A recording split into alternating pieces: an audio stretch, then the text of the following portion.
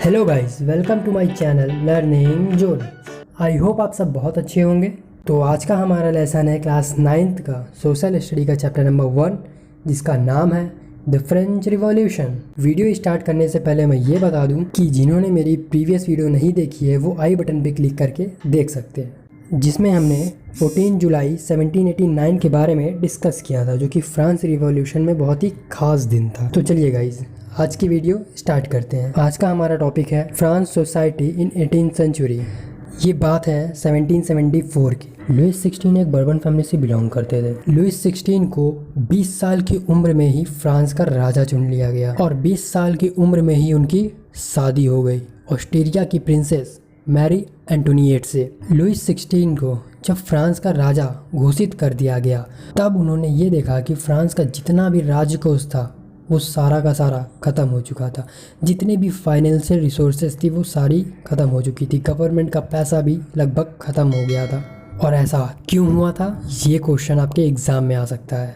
तो आइए जानते हैं। रीज़न नंबर 1, फ्रांस काफ़ी लंबे समय से वॉर लड़ता चला आ रहा था, जिसकी वजह से उनकी जितने भी फाइनेंशियल रिसोर्सेज थे वो सब खत्म हो गए थे। गवर्नमेंट का पैसा भी लगभग ख़त्म हो गया था। Reason number 2, palace of Versailles. Versailles एक जगह का नाम है गाइस, जो कि फ्रांस में है।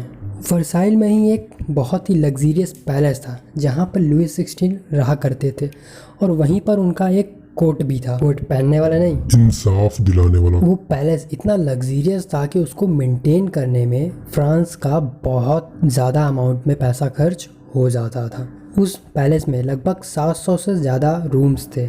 रीज़न नंबर 3, फ्रांस का सबसे बड़ा दुश्मन ब्रिटेन था। ब्रिटेन ने अमेरिका की 13 कॉलोनीज़ को अपने अंडर में कर लिया था, मतलब अपना कब्जा कर लिया था। तो अमेरिका ने आवाज़ उठाई ब्रिटेन के खिलाफ कि उन्हें इंडिपेंडेंस चाहिए, लेकिन अमेरिका इतना कैपेबल नहीं था कि ब्रिटेन से वॉर कर पाए। तो फ्रांस ने उनकी हेल्प करी, अमेरिका की हेल्प करी, 13 कॉलोनीज़ को इंडिपेंडेंस दिला दिया। और उस वॉर में फ्रांस को तो ज़्यादा कुछ प्रॉफिट नहीं हुआ, अमेरिका की 13 कॉलोनीज़ इंडिपेंडेंट हो गई, लेकिन इस वॉर में फ्रांस का बहुत भारी अमाउंट में पैसा खर्च हो गया।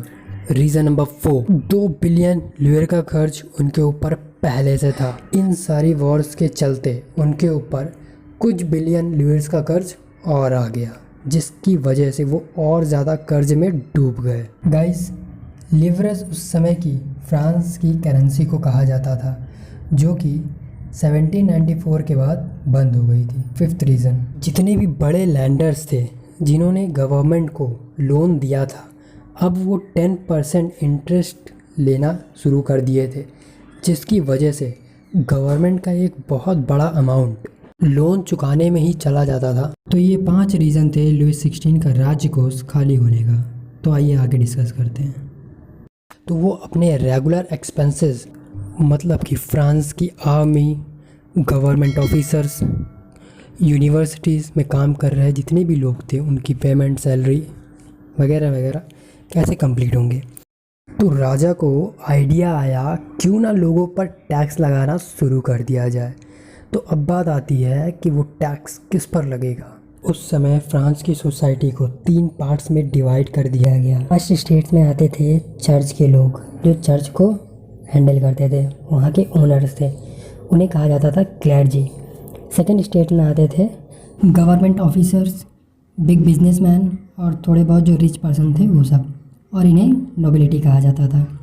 थर्ड स्टेट्स में आते हैं big businessman, merchant, officer, peasant, artist, ये सब थर्ड स्टेट्स में आते हैं। इस डिवीज़न को फ्यूडल सिस्टम भी कहा जाता है। और गाइस, जो थर्ड स्टेट्स के लोग थे, सिर्फ उन्हीं से टैक्स लिया जाता था। पूरे फ्रांस सोसाइटी में 90% पॉपुलेशन थर्ड स्टेट्स वालों की थी। उन्हें सिर्फ 40% लैंड ही दिया जाता था कल्टीवेशन करने के लिए। 60% लैंड नोबल चर्च के लोगों के पास, और कुछ अमीर वर्ग जो कि थर्ड स्टेट से बिलोंग करते थे, उनके अंडर में आते थे। जो फर्स्ट स्टेट और सेकंड स्टेट्स के मेंबर थे, उन्हें कुछ प्रिविलेजेस भी मिला करते थे, जैसे कि उन्हें कोई टैक्स नहीं देना पड़ेगा, वो थर्ड स्टेट्स के लोगों से अपने घरों में काम करवा सकते हैं एज अ सर्वेंट। और चर्च के लोगों को एक और प्रिविलेजेस मिला था जिसमें वो थर्ड स्टेट्स के लोगों से टैक्स ले सकते थे। उस टैक्स को कहते थे थाइस, जिसमें गरीब किसान अपने फसल का 10% हिस्सा चर्च के लोगों को दे देते थे। और थर्ड स्टेट्स के लोगों के ऊपर और भी टैक्सेस लगते थे, जिनमें से एक टैक्स था डायरेक्ट टैक्स, जिसे टाइल भी कहते थे। आई होप आपको ये वीडियो पसंद आई होगी, तो प्लीज़ लाइक कीजिए, सब्सक्राइब कीजिए और हाँ, शेयर करना मत भूलिएगा।